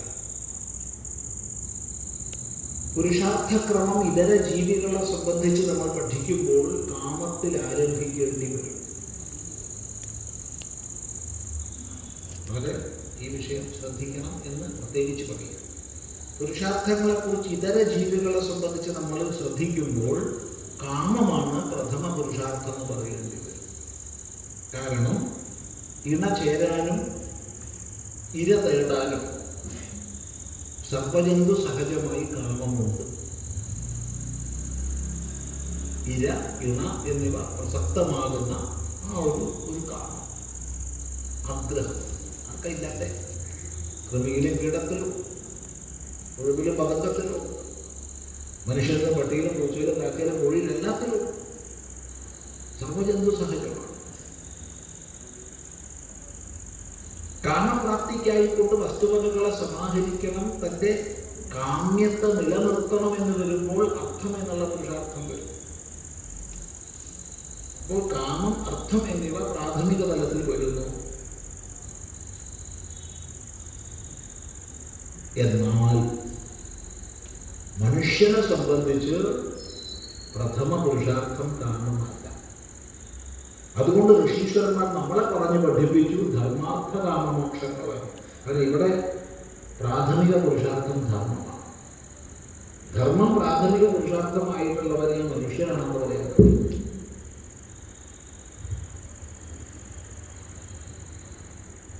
ഇവിടെ കാമം വേണ്ടെന്ന് ആരും പറഞ്ഞില്ല. കാമം വേണ്ട എന്നാരെങ്കിലും പ്രസംഗിച്ചാൽ തെറ്റാണ്. കാമം വേണം. അർത്ഥം വേണ്ടെന്ന് പറഞ്ഞില്ല, അർത്ഥം വേണം. എന്നാൽ അർത്ഥവും കാമവും ധർമ്മത്തിനനുസൃതമായിരിക്കണം മനുഷ്യനെ സംബന്ധിച്ച്. കാരണം ജീവപരിണാമത്തിൻ്റെ ക്രമത്തിൽ അല്ലെങ്കിൽ ജീവരാശികളുടെ ക്രമത്തിൽ മനുഷ്യൻ എന്നുള്ള തലം എത്തുമ്പോൾ അവിടെ ധർമ്മം പ്രഥമ പുരുഷാർത്ഥമാണ്. അവനെ മനുഷ്യനാവും, അല്ലാത്തവർ മനുഷ്യൻ എന്ന് പറയാൻ പറ്റും. വേറെന്തെങ്കിലും പേര് നമ്മൾ കണ്ടുപിടിക്കേണ്ടി വരും. കാരണം മനു അവബോധന എന്നുള്ള ധാതുവിൽ നിന്നാണല്ലോ മനുഷ്യ ശബ്ദം ഉണ്ടാകുന്നത്. ഈ മനോധാതു തന്നെയാകുമോ മാൻ ഉണ്ടാകുന്നത്? ചിന്തിക്കേണ്ടത്. ഈ ഉമല്ലു അതുണ്ടല്ലോ, മാൻ ഉമല്ലു ഉണ്ടല്ലോ. ഒരു പ്രതീക്ഷയിൽ ഇറങ്ങും, അത്രയും നടക്കേണ്ട വിശേഷം. ധാതുവാണ്, അതാണ് മനുഷ്യൻ, അതാണ് മാനവൻ.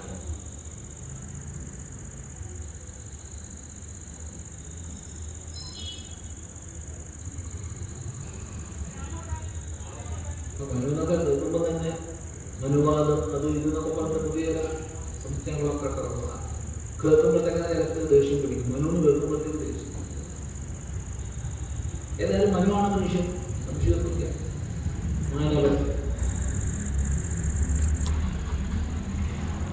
അപ്പൊ മനുഷ്യ തിരിച്ചറിവോട് കൂടിയവനെ സംബന്ധിച്ച് തിരിച്ചറിവുള്ളവനെ മനുഷ്യനാണ്.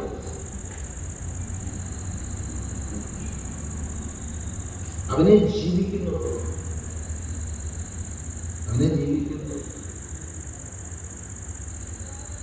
ചിന്തിക്കും.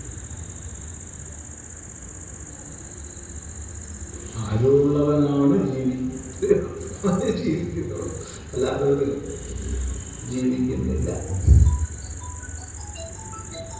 ശ്രദ്ധിക്കുക.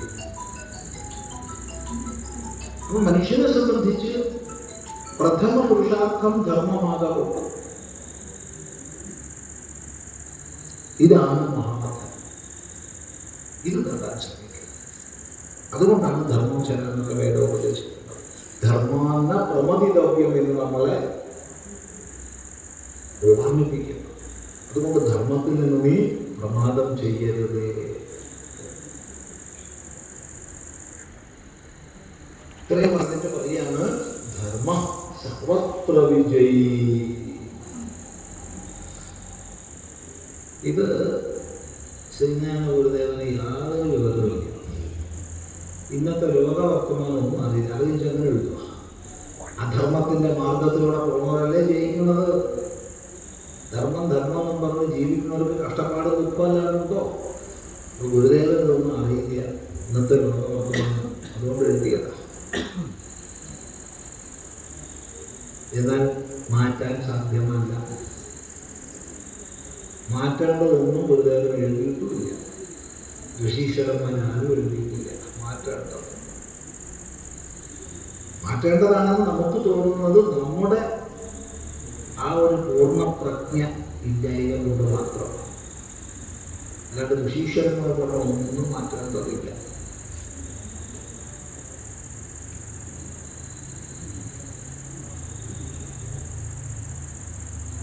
എന്തൊക്കെയാണ് പറയുക, കുറച്ചു കാലം കഴിഞ്ഞ് തെറ്റിപ്പോയി പറയുക, പിന്നെ വീണ്ടും കമ്പ്യൂട്ടർ വന്നപ്പോൾ അതിനെതിരായിട്ട് സമരം,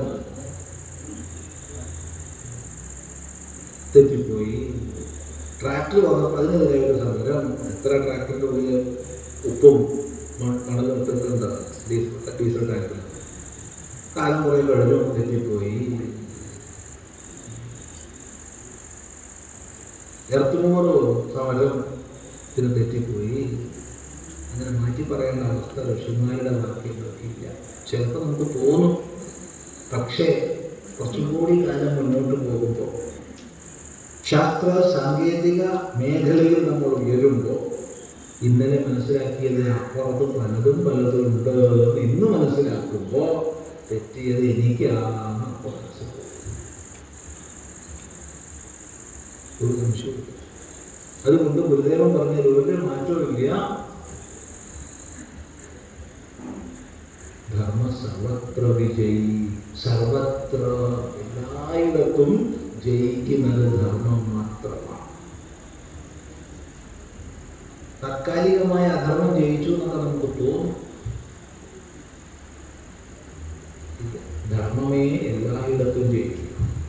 കാരണം എല്ലാത്തിനെയും ചേർത്ത് ഓർത്ത് നിർത്തുന്നത് ധർമ്മമാണ്.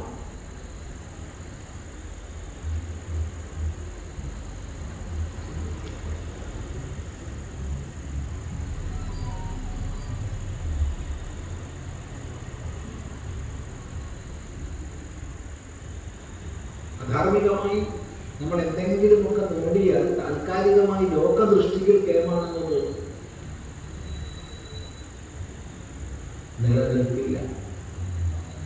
കെട്ടിപ്പൊക്കി വെച്ച മണിമാളികകൾ കണ്ടാൽ നമ്മൾ സുഖസമൃദ്ധിയാണെന്ന് വിചാരിക്കേണ്ട. അതിനുള്ളിലെ നീറലുകൾ അവർക്കേ അറിയൂ. ധർമാനുസൃതം സമ്പാദിച്ച സമ്പത്ത്, ആ അർത്ഥം അനുവദിക്കുന്ന കാമം, ഈ രീതിയിൽ ജീവിതം ക്രമീകരിച്ചാൽ സുഖം, സന്തോഷം. ആശ്രമത്തിൽ ഓരോ വർഷവും എത്ര പേര് വരുന്നറിയോ? സ്വാമി 100 കോടിയുടെ പ്രോജക്റ്റ്, 500 കോടി സ്വാമിക്ക് തരാം, ട്രസ്റ്റിലേക്ക് 1000 കോടി തരാം. കേൾക്കുമ്പോൾ തന്നെ എന്തൊരു സന്തോഷമാണ്. 1000 കോടി ഉറുപ്പിക കിട്ടുക എന്ന് പറഞ്ഞാൽ ശിലാകപുരി സ്വാമി ആരായി പോയി ഇരിക്കൂട്ടുക. അപ്പോഴാണ് അവർ പ്രോജക്റ്റ് പറഞ്ഞു എന്നതൊക്കെയാണ് ചെയ്യേണ്ടത്. സ്വാമി ഇതിൽ ഒഴിച്ച് ബ്ലാക്ക് മണി എന്ന് പറഞ്ഞതില്ല, ഒക്കെ വൈറ്റാണ്, ശരിയാണ്.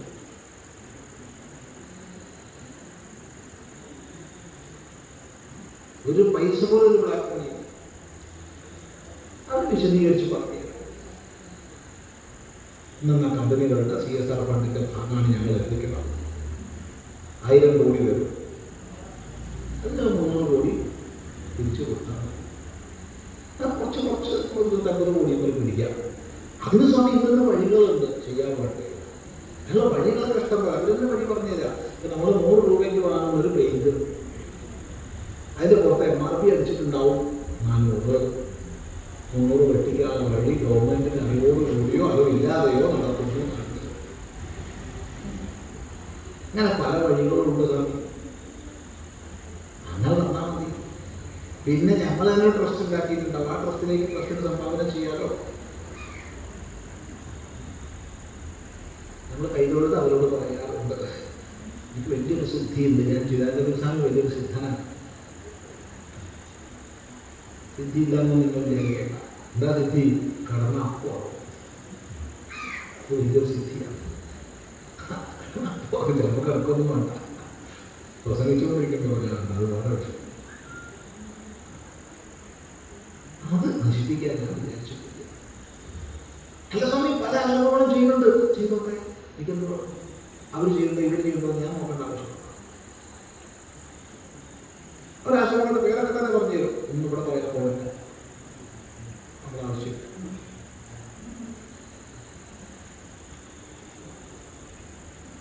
ബിൽഡിങ് കെട്ടിക്കൊണ്ടേ ഇരുന്നാൽ മതി സ്വാമി, വേറെ പ്രശ്നമില്ല.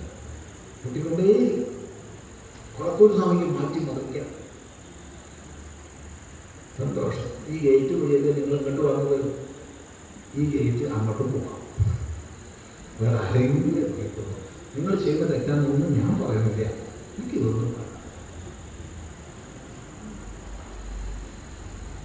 നമ്മൾ പലപ്പോഴും ബാഹ്യമായിരിക്കുന്ന ചില സമ്പദൈശ്വര്യങ്ങൾ ഭ്രമിച്ചു കഴിഞ്ഞാൽ വിജയിച്ചു എന്ന് നമുക്ക് തോന്നും.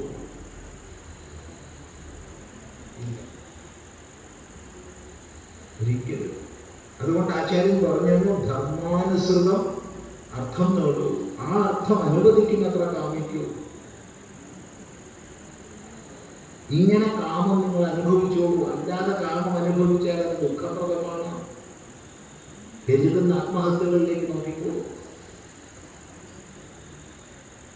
ധർമാനുസൃതം സമ്പാദിച്ച അർത്ഥം അനുവദിക്കുന്നതിലധികം കാമിച്ചിട്ടല്ലേ എന്ന് പഠിച്ചു നോക്കൂ. ബാങ്കിൽ നിന്ന് ലോൺ എടുത്തു. എന്ത് ലോണാണ് എടുത്തത്? കാർഷിക ലോൺ. എന്നിട്ട് വീടുണ്ടാക്കി. വീടുണ്ടാക്കേണ്ട ആരും പറഞ്ഞില്ല. പക്ഷെ കാർഷിക ലോൺ എടുത്ത് വീടുണ്ടാക്കുക പറഞ്ഞത് അധർമ്മമാണ്. കാർഷികം കൃഷി ചെയ്താൽ പ്രൊഡക്റ്റീവാണ്. തിരിച്ചടക്കാൻ പറ്റും. വീട് പ്രൊഡക്റ്റീവ് അല്ല, അത് കൂടുതലാക്കി ഇൻവെസ്റ്റ് ചെയ്യാൻ പറഞ്ഞത് പിന്നെയും ഇവിടെ കടം വീട്ടാൻ പറ്റില്ല. കടക്കണിപ്പെട്ടു, പലിശയ്ക്ക് പലിശ കൂടി അവസാനം ഒരു കഷ്ണം കയറ്. അതിനെന്തായാലും വീട്ടിലൊരു കാരണം കൊടുക്കും.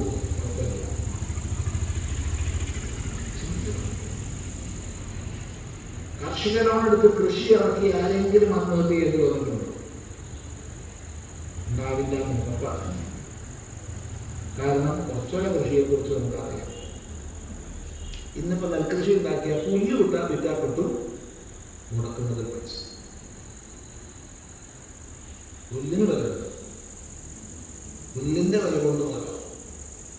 വെറുതെ പറയല്ല, വെറുതെ പറയാമെന്ന് വിചാരിക്കരുത്. കുറച്ച് കൃഷി ഒക്കെ ബന്ധപ്പെടുന്നുണ്ട്. അതോടെ കൃഷിയെ പ്രോത്സാഹിപ്പിക്കുന്നു.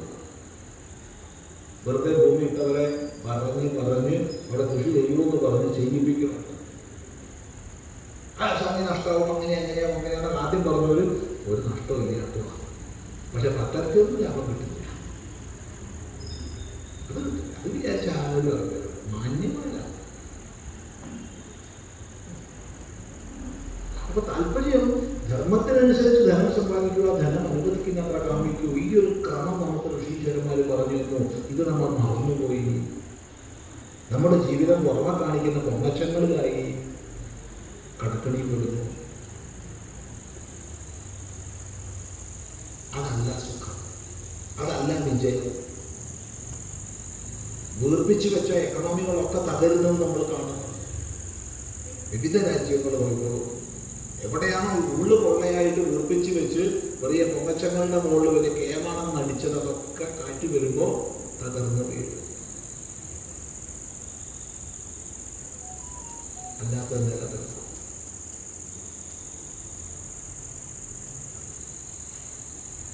സംശയം ധർമ്മ സർവത്ര വിജയി എന്നിട്ടൊരു ആശംസയാണ്, ഒരു പ്രാർത്ഥനയാണ്, നമുക്കുള്ളൊരു പാഠനമാണ്. ഭവതു ശ്രേയസേ നൃണാം ശ്രേയസേ ഭവതു. മനുഷ്യരുടെ പ്രത്യേകിച്ച് ഒന്നും വേർതിരിവില്ല. ഋഷീശ്വരന്മാരുടെ ശബ്ദത്തിൽ വേർതിരിവില്ല.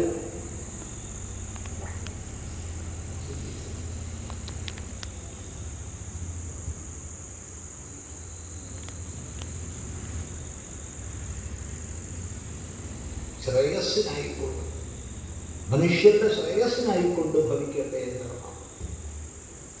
മനുഷ്യരുടെ ശ്രേയസ്സിനായിക്കൊണ്ട് ആത്യന്തികമായ ദുഃഖനിവൃത്തി, അതാണ് ശ്രേയസ്. പലപ്പോഴും നമ്മൾ ഈ ശ്രേയസ് എന്നുള്ള ശബ്ദം വളരെ വികലമായിട്ടാണ് മലയാളത്തിൽ ഉപയോഗിക്കുക. മലയാളത്തിൽ പലപ്പോഴും നമ്മൾ പ്രേയസ് എന്നുള്ള അർത്ഥത്തിലാണ് ശ്രേയസ് എന്ന് ഉപയോഗിക്കുക. ശ്രദ്ധിക്കുക, അത് നല്ല ശ്രേയസ്സിലാണോ കഴിയുന്നത്, നല്ല ജോലിയുണ്ട്, അങ്ങനെയാവുമ്പോൾ നല്ല വരുമാനമുണ്ട്, നല്ല ശ്രേയസ്സായിട്ടുണ്ട്. അത് പ്രേയസ്സാണ്, ശ്രേയസ്സല്ല. വേണ്ടെന്നല്ല പറഞ്ഞത്, പ്രേയസ് വേണം, ജീവിതത്തിൽ പ്രേയസ് വേണം. പക്ഷേ പ്രേയസും ശ്രേയസും വേണ്ട.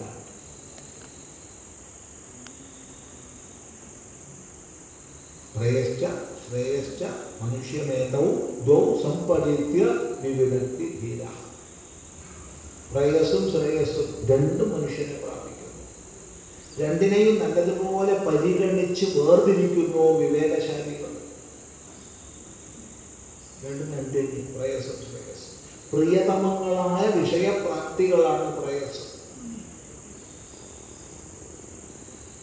ആത്യന്തിക ദുഃഖ നിവൃത്തിയാണ് ശ്രേയസ്. അപ്പോൾ ഭവതു ശ്രേയസേ നൃണാം എന്ന് പറയുമ്പോൾ ഗുരുദേവൻ പ്രേയസ് വേണ്ടാന്ന് പറഞ്ഞു ആരും പറഞ്ഞേക്കരുത്. അത് നമ്മുടെ തെറ്റിദ്ധാരണയാണ്. എന്നാൽ മനുഷ്യനെ സംബന്ധിച്ച് കേവലം പ്രേയസ് പോരാ. പ്രേയസ് വേണ്ടെന്ന് പറയില്ല, പ്രേയസ് വേണം. ഭൗതിക സുഖസൗകര്യങ്ങൾ വേണം,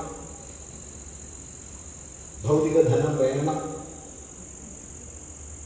വേണ്ടെന്ന് ആരും പറഞ്ഞേക്കരുത്.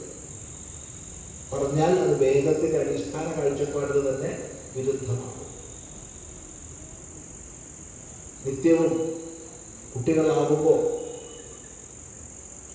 പ്രാർത്ഥിക്കാൻ, നിത്യവും ഗൃഹസ്ഥന്മാർ പ്രാർത്ഥിക്കാൻ വിഹിതമായിട്ടാണ് ശ്രീരുദ്രമൊക്കെയുള്ളത്. അതിലൊരു അധ്യായം മുഴുവൻ ചമകമാണ്. ചമകം എന്ന് പേര് വരാൻ കാരണം എല്ലാ മന്ത്രങ്ങളുടെയും ഒടുവിൽ ചമേ ചമേ ചമേ ചമേ എന്ന് പറയുന്നുണ്ട്. അതെനിക്ക് വേണം, അതെനിക്ക് വേണം, എനിക്ക് പണം വേണം, എനിക്ക് വെള്ളി വേണം, എനിക്ക് സ്വർണം വേണം, എനിക്ക് പശു വേണം, എനിക്ക് ആട് വേണം, എനിക്ക് ചെമ്പരി ആട് വേണം, എനിക്ക് വെള്ളി, എനിക്ക് ആ സമ്പത്ത്, മക്കൾ വേണം, മക്കളെ മക്കൾ വേണം, പട്ടുവസ്ത്രം വേണം, പരുത്തി വസ്ത്രം വേണം, ഇങ്ങനെയെല്ലാം വേണം വേണമെന്ന് പ്രാർത്ഥിച്ച ഒരാൾക്ക് അലസനായി, മടിയനായി, മന്ദനായി ഇരിക്കാൻ പറ്റില്ല. അവൻ പണിയെടുത്ത് കിട്ടാൻ പറ്റില്ല. അങ്ങനെ സമ്പദൈശ്വര്യങ്ങളെ നേടണമെന്ന് തന്നെയാണ് വേദം പറഞ്ഞത്. ഭൗത്യൈന പ്രപതിതവ്യം, ഐശ്വര്യത്തിനായി കൊണ്ട് എന്ത് ചെയ്യണോ അതിൽ നിന്ന് മടിച്ച് പിന്മാറുന്നത് വേദം പറഞ്ഞു. ഭൗതിക സമ്പത്ത് വേണ്ടെന്നൊന്നും ആരും പറഞ്ഞിട്ടില്ല. ശ്രീനാരായണ ഗുരുദേവനും വ്യവസായം ചെയ്തും കൃഷി ചെയ്തുമൊക്കെ സമ്പന്നത നേടാൻ നിരന്തരം ഉപദേശിച്ചു. പക്ഷെ അധാർമികങ്ങളായ മാർഗങ്ങളിലൂടെ സമ്പത്ത് നേടരുതെന്ന് നമ്മളെ ഓർമ്മിപ്പിക്കുകയും ചെയ്തു. എന്നാൽ മനുഷ്യനെ സംബന്ധിച്ച് കേവലം ബാഹ്യസമ്പത്ത് പോരാ, പ്രേയസ് പോരാ, ശ്രേയസ് വേണം, നിശ്രേയസം. അതെന്താ? ആത്യന്തിക ദുഃഖ നിവൃത്തിയാണ്.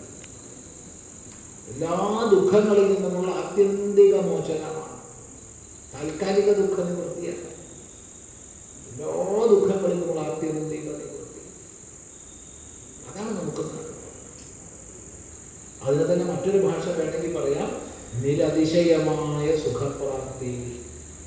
നിരതിശയമായ സുഖപ്രാപ്തി. സാധാരണ സുഖങ്ങൾക്കൊക്കെ അതിശയം ഉണ്ടാവും.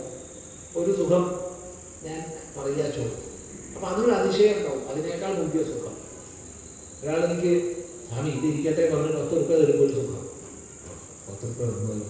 അപ്പോഴാണ് മറ്റേ ആൾ പറഞ്ഞത് 100 രൂപ തരുന്നത്. അപ്പോൾ കുറച്ച് കൊടുക്കാൻ അപ്പോഴത്തേക്കാണ് വേറൊരാൾ പറഞ്ഞത് 500 രൂപ തരുന്നതാണ്. അവിടെ ഉണ്ടാകുന്ന സുഖത്തിന് അതിശയം. ഇതെന്തിനു പറഞ്ഞിട്ട് നമ്മുടെ എല്ലാ ഭൗതിക വസ്തുപ്രാപ്തിയിലും സാതിശയ സുഖമാണ്.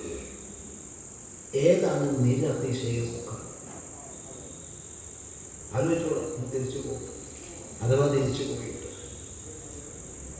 ഈ നിരതിശയമായ സുഖപ്രാപ്തിക്കാണ് നമ്മൾ ശ്രേയസ് എന്ന് പറയുന്നത്. ഈ ആത്യന്തിക ദുഃഖ നിവൃത്തിക്കും നിരതിശയ സുഖപ്രാപ്തിക്കും ശാസ്ത്രം ഒരു ചെറിയ ശബ്ദം പറഞ്ഞു തന്നിട്ടുണ്ട്, മോക്ഷം. അപ്പോൾ മനുഷ്യരുടെ ബഹുവചനമാണ്.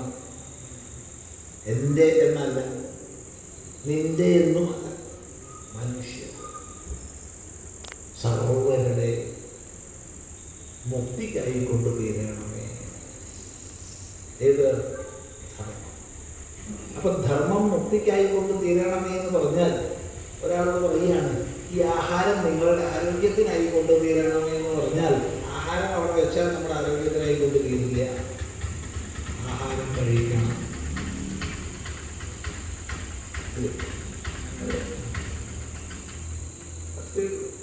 ഇതുപോലെ ധർമ്മം നിങ്ങളുടെ ശ്രേയസ്സിനായിക്കൊണ്ട് തീരട്ടെ എന്ന് പറഞ്ഞാൽ ധർമ്മം ആചരിക്കണം. വ്യക്തമാണ്. അങ്ങനെ ആചരിച്ച് ശ്രേയസ്സിലേക്ക് ഉയരാൻ സാധിക്കട്ടെ എന്ന് ഗുരുദേവൻ നമ്മളെ ഓർമ്മിപ്പിച്ചു. ധർമ്മശബ്ദത്തിൻ്റെ വിശദമായ വിചാരത്തിലേക്ക് നമ്മൾ കടന്നിട്ടില്ല. സാമാന്യമായി ധർമ്മശബ്ദത്തെ ഒന്ന് പരിചയപ്പെടുക മാത്രമാണ് ചെയ്തത്. അല്പം കൂടി അകത്തേക്ക് നാളെ പ്രവേശിക്കാം. നമ്മൾ ഒരു 2.5 ദശകത്തിലധികമായി ഇവിടെ സ്ഥിരം വരുന്നു. എൻ്റെ രീതി നിങ്ങൾക്കറിയാം. പ്രഭാഷണം ചെയ്യാനുള്ളതിനോട് ഒട്ടും താല്പര്യമില്ല. കൂടുതലും സംശയ നിവാരണത്തിനാണ് സമയം നീക്കി വെക്കേണ്ടതും നീക്കി വയ്ക്കാറും.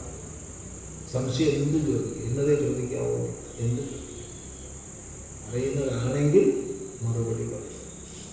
അപ്പോൾ നാളെ മുതൽ അതിന് കൂടുതൽ സമയം കണ്ടെത്തുക. എന്ത് സംശയമുള്ള പ്രശ്നം കടലാസിൽ എഴുതി വെച്ചാൽ മതി. വരുമ്പോൾ തന്നെ എഴുതി വെച്ചാൽ അതിനനുസരിച്ച് സമയം ക്രമീകരിക്കാൻ പറ്റും. അറിയുന്നതാണെങ്കിൽ പറയുക. തൽക്കാലം ഇന്ന് ഉപസംഹരിക്കുന്നു. നാളെ നമുക്ക് കൃത്യസമയത്തിന് തുടരാം എന്ന് സങ്കല്പിക്കുക.